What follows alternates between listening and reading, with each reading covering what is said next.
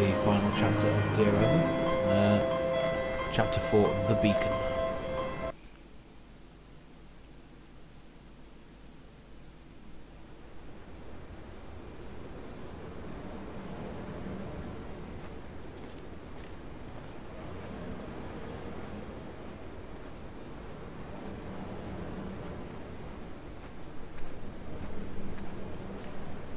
Liking the moonlight there.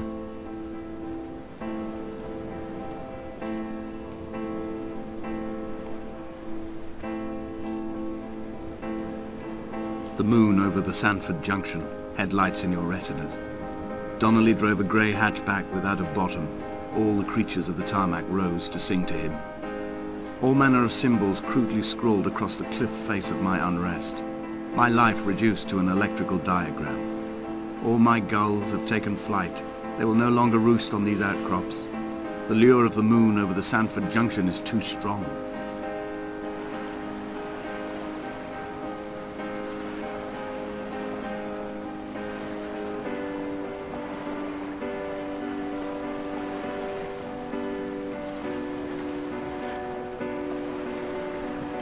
Can't jump.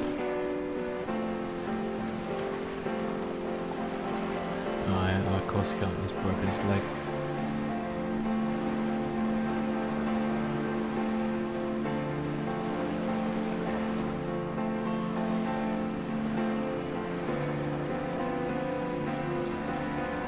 The skybox is nice though.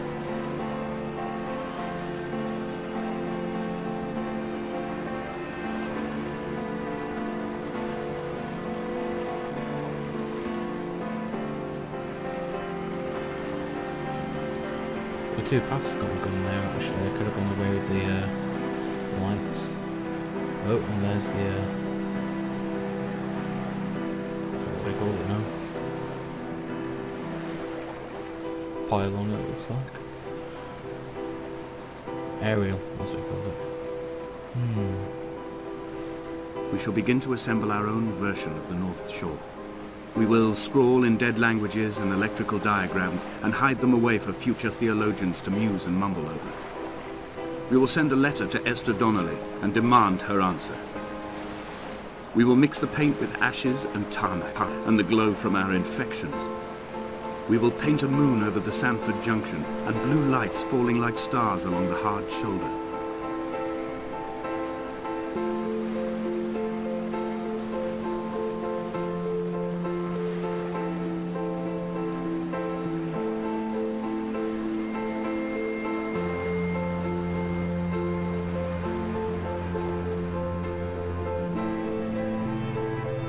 Looks like some sort of devil. Could be Esther. I bet that's Esther. Looks like a little old woman actually, yeah. Cracked photo of a little old woman.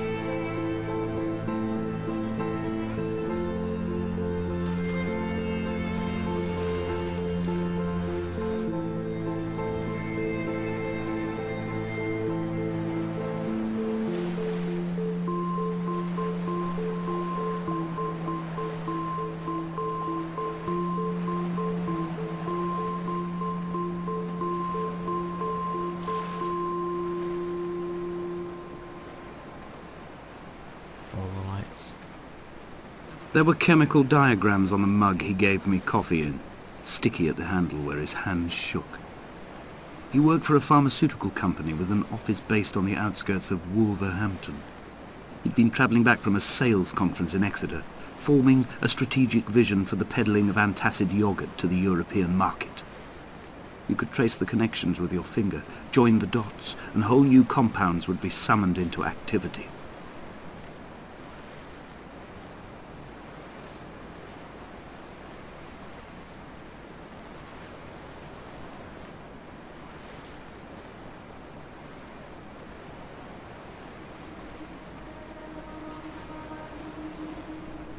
My friend Emma, who was playing this, said she saw some ghosts. I haven't seen any yet, but apparently the story does change with every playthrough. Only From slightly. here, I can see my armada. I collected all the letters I'd ever meant to send to you, if I'd have ever made it to the mainland, but had instead collected at the bottom of my rucksack and I spread them out along the lost beach. Then I took each and every one, and I folded them into boats. I folded you into the creases, and then, as the sun was setting, I set the fleet to sail. Shattered into 21 pieces, I consigned you to the Atlantic, and I sat here until I'd watched all of you sink.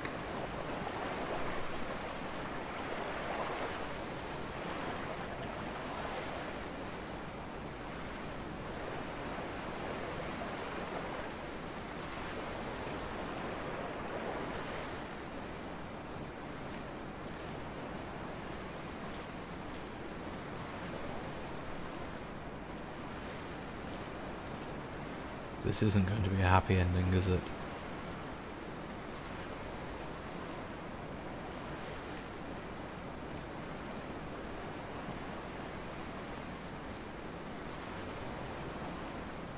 Well, only one way to go.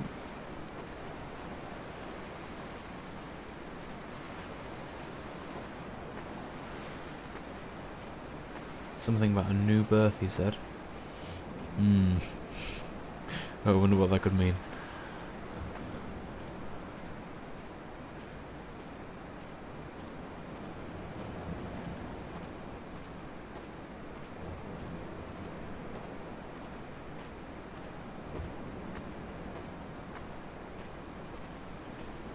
The pain in my leg sent me blind for a few minutes as I struggled up the cliff path. I swallowed another handful of painkillers, and now I feel almost lucid. The island around me has retreated to a hazed distance, whilst the moon appears to have descended into my palm to guide me. I can see a thick black line of infection reaching for my heart from the waistband of my trousers. Through the fugue, it's all the world like the path I have cut from the lowlands towards the aerial.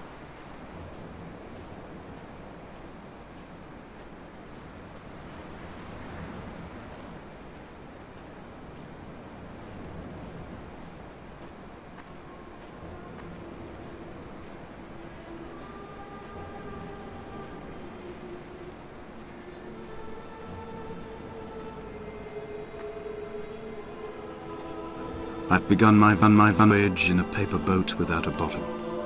I will fly to the moon in it. I've been folded along a crease in time, a weakness in the sheet of life. Now you've settled on the opposite side of the paper to me. I can see your traces in the ink that soaks through the fibre, the pulped vegetation. When we become waterlogged and the cage disintegrates, we will intermingle. When this paper aeroplane leaves the cliff edge and carves parallel vapor trails in the dark, we will come together.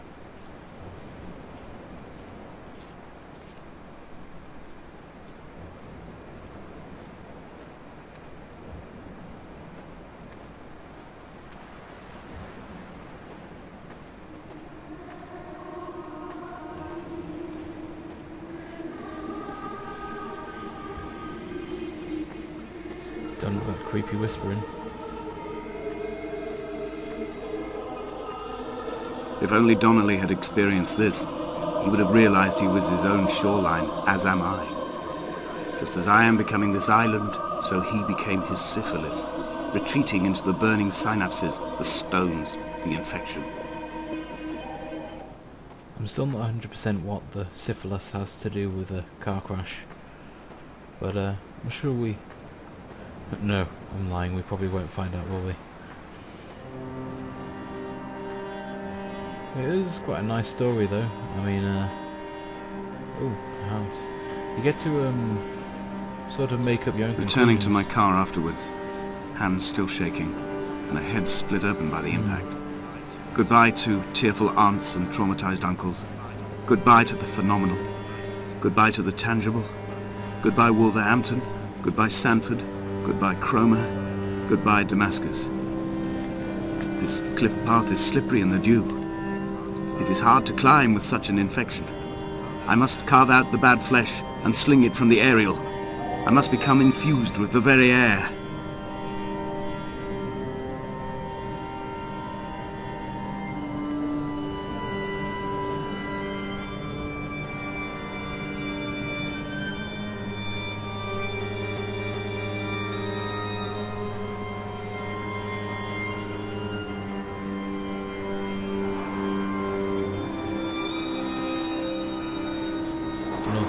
person I'll keep out.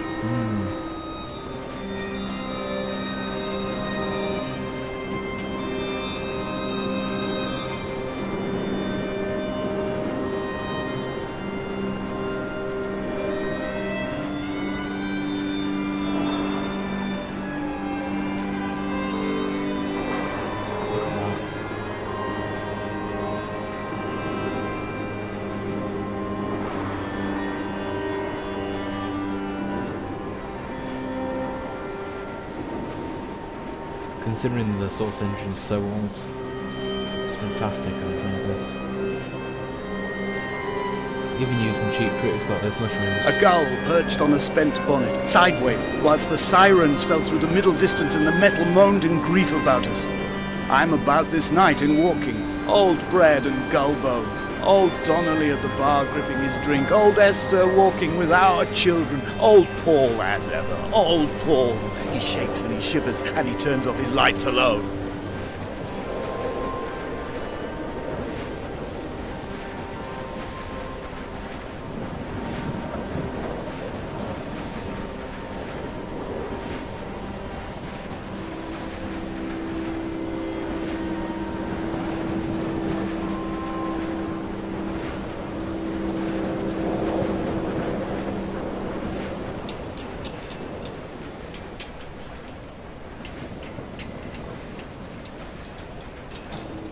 I'm finally here.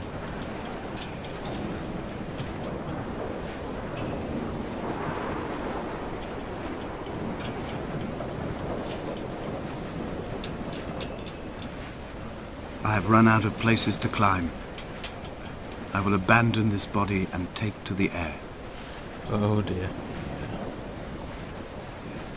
Dear Esther, I have burnt my belongings, my books, this death certificate.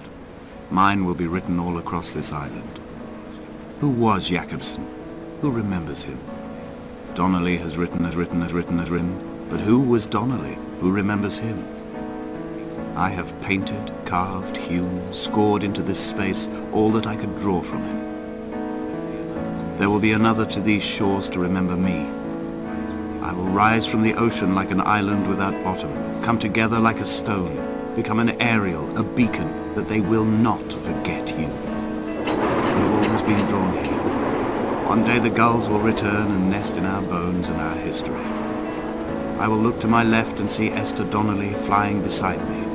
I will look to my right and see Paul Jakobsen flying beside me. They will leave white lines carved into the air to reach the mainland, where help will be sent.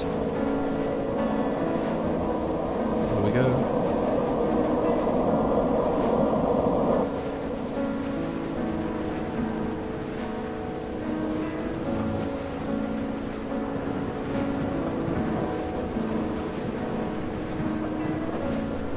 That's a lot of white lines.